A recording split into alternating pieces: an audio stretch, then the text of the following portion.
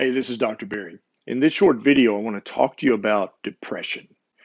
Millions of people in the US and Canada, Australia, and the UK suffer from depression, from mild to debilitating.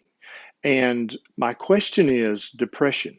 What if it's diet? What if it's your food? I think that's a valid question, and let me tell you why I think that. But first, if you have anyone in your life who you love who suffers from depression, please share this video with them on Facebook or on Twitter or on Instagram. Send them an email. Let them have this information so that they can decide for themselves whether it might be their food. So let's talk about this. Everybody's probably heard of the chemical imbalance theory of depression. But there's a problem with that. Did you hear what I called it? The chemical imbalance theory. Because although there are billions of dollars made every year on the medications, the antidepressants that were marketed to us constantly, every minute of every day on television, on the internet, and magazines, this theory has never been proven. Yeah, that's right. You heard me right. The chemical imbalance that you maybe even said, I have a chemical imbalance. How do you know you have that? Well, because your doctor said that. How does your doctor know you have that? Did he tap your brain, your spinal fluid or your brain fluid and send it off to the lab and say, yep, there it is. There's a dopamine or a serotonin imbalance, and therefore you need this pill. That never happened, right? And so, even at the very upper echelon of academic medicine, this is still just a theory.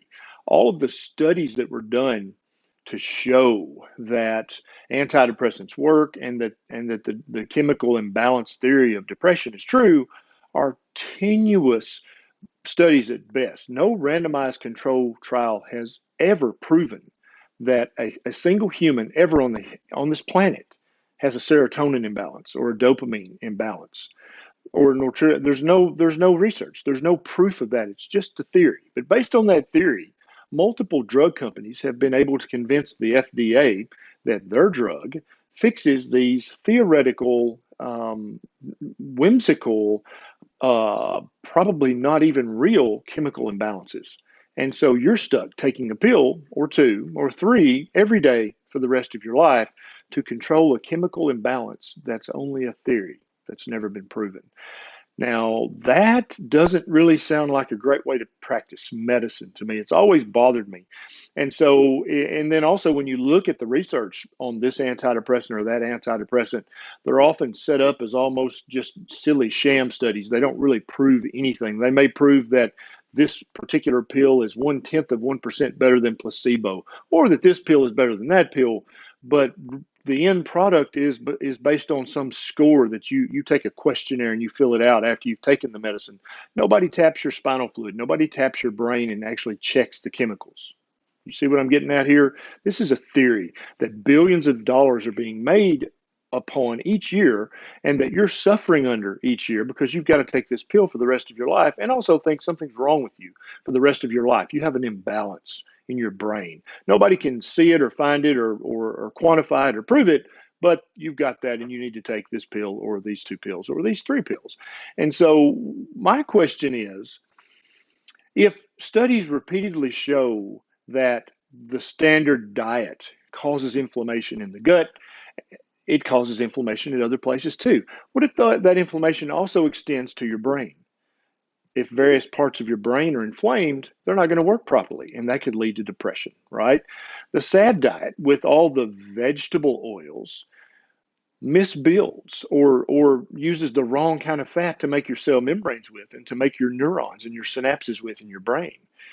If you're not eating good healthy fats, your brain, which is composed about 60% of fat, it has none of the raw materials that it needs to make new, fresh brain cells.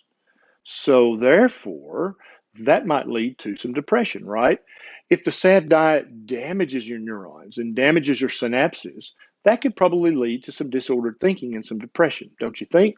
Now, of course, my theory is just that as well. It's just a theory, but I'm honest enough to admit that. Whereas the chemical imbalance theory is purported as fact in all circles of medicine. So let's set the stage. Of course, if you have terrible things happening in your life, that might depress you, right?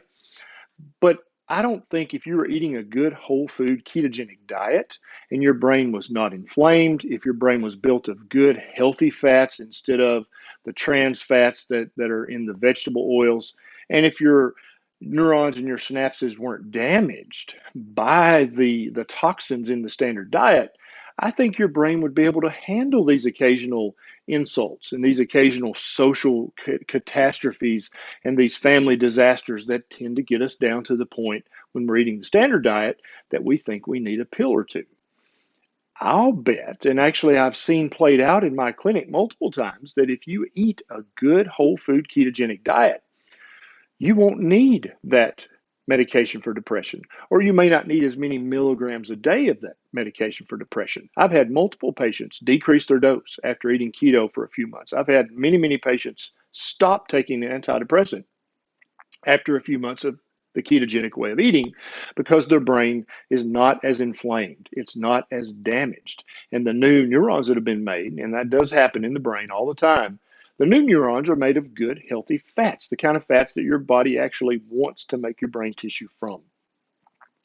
That's what I see in my clinic. And I've had so many people say, I wish I'd known about this way of eating 20 years ago when I was put on this antidepressant.